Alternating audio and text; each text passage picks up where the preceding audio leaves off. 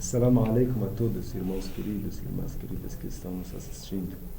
Que Deus abençoe todos vocês, todos nós, nesse mês abençoado, nesse mês sagrado. Tudo bem. Pedimos a Deus no começo que aceite todas nossas orações, nossos jejuns, nossos esforços nesse mês grandioso, no mês sagrado de Ramadã. Estávamos falando sobre a crença islâmica segundo os versículos do Corão Sagrado. Já falamos sobre o monoteísmo, como um muçulmano pode acreditar em Deus único. E trouxemos alguns versículos do Corão Sagrado que esclarecem para nós como um muçulmano pode crer no Deus único. E falamos que, por fim, Deus Altíssimo já existe, segundo os versículos do Corão. Né? E algo intelectual, não somente está escrito no Corão Sagrado, então o muçulmano deve acreditar. Não. Deus, no seu livro, apresenta uma lógica, uma filosofia, uma coisa de intelectualidade, que qualquer pessoa, quando raciocina, quando mentaliza esses versículos, vai conhecer, vai descobrir que esse nosso Senhor não foi criado, esse nosso universo não foi criado de repente. Atrás desse universo há um Criador, que nós chamamos ele como Deus. Ou Allah. Allah em árabe, Deus em português. Tem o mesmo sentido. Tá. E falamos que Deus, Altíssimo seja, esse nosso Criador é justo, é misericordioso. Esse Deus, Altíssimo seja, é justo. Ele é misericordioso, ele não oprime seu povo, ele não oprime a humanidade. E falamos sobre esse assunto que o ser humano tem livre-arbítrio. No Islã, a predestinação, determinismo, fatalismo, né, não tem nenhum espaço. O ser humano tem livre-arbítrio. Do lado desse livre-arbítrio, a gente não nega a vontade de Deus, que já explicamos, não quero entrar de novo no assunto. E Deus Altíssimo seja recompensa os virtuosos, os benfeitores para entrar no paraíso, e os pecadores, eles vão entrar no inferno para sentir, ou seja, para experimentar o castigo de Deus. Tá, e hoje vou falar sobre a profecia. A profecia. O que significa a profecia?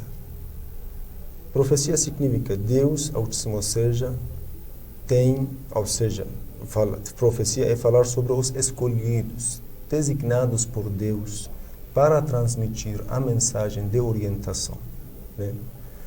A profecia tem esse significado. Literalmente, se a gente quer descobrir literalmente o que significa profecia, profecia significa aquele que noticia, aquele que profetiza, aquele que dá uma notícia, anuncia uma coisa para você. Né?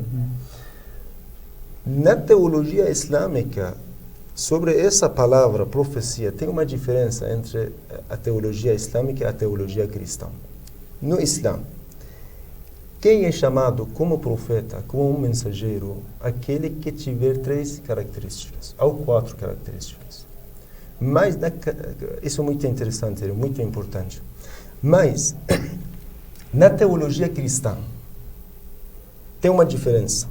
Essas características que agora vou dizer para vocês, para irmãos queridos e irmãs queridas, tem coisas que não existem na teologia cristã. Né? E a gente não quer entrar mais uma vez nesse assunto. Né? E estamos falando sobre a teologia islâmica. Se alguém precisar saber, conhecer a diferença exata sobre isso, na verdade, da profecia no Islã e no cristianismo e nas outras religiões, podemos falar, podem escrever no comentário, eu mesmo pessoalmente vou explicar. Mas estamos falando sobre a teologia islâmica. Eu falei bem resumido que existem diferenças entre a crença no islamismo sobre a profecia e essa crença no cristianismo. Tá. As características que existem no islamismo para um profeta, para um mensageiro, em primeiro lugar é isso. O profeta sempre recebe a revelação de Deus. Nós não podemos achar nenhum mensageiro no livro sagrado, ao Corão, sem ter, na verdade, recebido a revelação de Deus. Então, a profecia tem uma ligação forte com a revelação. Os profetas recebem a mensagem de Deus para nos transmitir. E depois, os profetas, segundo a teologia islâmica, segundo a crença islâmica, eles têm que possuir um milagre. Eles têm que fazer algo extraordinário, algo que ninguém pode fazer. No programa passado, na semana passada, na sexta-feira, irmão Sinão foi nosso apresentador, querido irmão. Foi irmão Muhammad Fazio, irmão. Já falamos sobre as características do Alcorão Sagrado e explicamos um pouco sobre o que significa milagre na teologia islâmica, qual a diferença entre milagre e os atos extraordinários que hoje em dia podemos ver. Quando você viaja para a Índia, tem pessoas chamadas ascéticos, ascéticos, que faz coisa bem interessante, bem extraordinária. E já explicamos qual é a diferença. Quem quiser conhecer mais sobre esse assunto exato, pode assistir de novo nosso live falando sobre as características do Alcorão Sagrado, que eu expliquei bem certinho sobre esse assunto. Tá. Então, o profeta tem mais uma característica chamada possuir o milagre. E depois, a infalibilidade e não cometer erro. Segundo a teologia islâmica, Deus escolhe entre o povo, entre a humanidade, algumas pessoas para assumir essa responsabilidade de orientar o povo, que são chamados como mensageiros, são chamados como profeta. Nós chamamos Muhammad como profeta Muhammad. Chamamos Jesus como profeta Jesus, profeta Abraão, mensageiro de Deus Muhammad, mensageiro de Deus Moisés. Todos eles têm igualdade nesse sentido. Infalibilidade, não cometer erro. Se nós falamos, por que o mensageiro de Deus, o profeta, tem que ter infalibilidade, essa característica, tem que ser infalível, tem que não cometer o erro. Se a gente imaginar, se a gente supor que um mensageiro já é enviado para orientar o povo e ele mesmo está cometendo o mesmo erro que está proibindo do seu povo, estamos falando o quê? Falando algo ao contrário da sabedoria de Deus. Deus é sábio, prudentíssimo. Ele não faz coisas sem sentido, em vão. Ele escolhe alguém para assumir essa responsabilidade e vai dar uma possibilidade a ele, uma possibilidade que nós chamamos de infalibilidade, que esse homem, no caminho da sua orientação, do seu povo, da humanidade, qualquer mensageiro, não pode cometer os erros. Isso não quer dizer que os profetas não têm livre-arbítrio, não. Mas eles têm um conhecimento tão absoluto, tão perfeito, que não vão aproximar dos pecados, dos erros. E tem coisa muito interessante na teologia islâmica, porque eu não nego o livre-arbítrio dos profetas. Se a gente falar que esse mensageiro é infalível, é imaculado, não comete pecado, né? Mas, olha, os profetas não tinham livre-arbítrio. Deus tirou tudo isso. Eles não conseguem fazer pecado.